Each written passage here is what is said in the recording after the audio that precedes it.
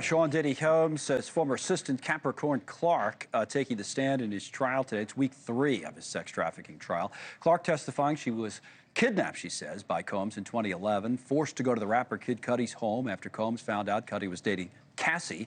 Now, Clark says Combs showed up at her house with a gun, telling her to get dressed and, quote, "We're going to kill Cudi." Okay, let's bring in our legal expert on all of this, Randy Zelin, former prosecutor, current criminal defense attorney. You know, if you've been watching, he's been raising questions about the prosecution's case, and I don't know if any of those were answered today. We'll get to that at the end. Let me go through some, good to see you again, Randy. Thank you. Some of the specifics on this. On the Suge Knight stuff, okay? So there's a rival, of course, of Diddy, Suge Knight. So this woman, Capricorn Clark, who had worked for Diddy for years, says that Diddy threatened to kill her. This is the quote. "He told me that he didn't know that I had anything to do with Suge Knight. If anything happened, he would have to kill me." Because, you know, apparently took her to Central Park. She had worked for Suge Knight before. He finds out she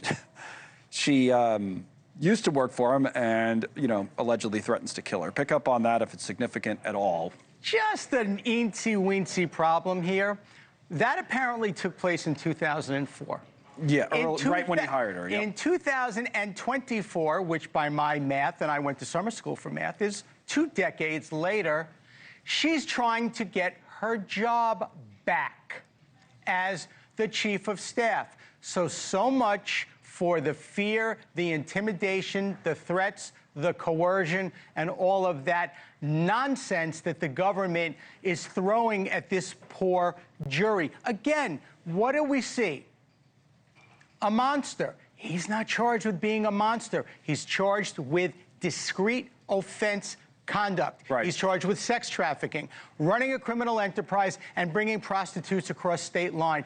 Whether he wants to kill Suge Knight or the guy who invented the sugar daddy, what's the difference? He's not charged with those crimes. Let me ask you about how, you know, running this criminal enterprise as his business, allegedly, which would be By the way, and what was the business and where is the profit? There's been absolutely zero mention that this criminal enterprise, like any other criminal enterprise, was actually used to make money through force or coercion. Did any of this back and forth about his threats against Cudi? So she claims she was kidnapped, by the way. Makes him jealous. Because he was jealous. He's not charged with being jealous. And Cassie, who was, with Kid Cudi, says, "Hey, where are you?" And she says, she being Capricorn Clark, she's testifying today, she says, "Puffy," she called him Puffy. "Puffy came out and got me with a gun and brought me into Cudi's house to kill him." And Sean Combs says, who were you talking to? What phone number is this? So, you know, she was trying to use it. The backstory on that, just real quick, she was using a number, right, a fake number for Cassie, and he was trying to figure it out. And what does any of that have to do with these charges? Well, that's what I'm asking you. Is like, is there anything there that he's using his business, he's using his bodyguard and others as some sort of a conspiracy, or that business was being used for criminal purposes? The problem is the government has decided we're going to, whether they like it or not, they have linked the RICO, the criminal enterprise, to the sex trafficking, to the bringing prostitutes across state lines. So it has to specifically that is what, not necessarily, but the jury will have no choice but to look for these links.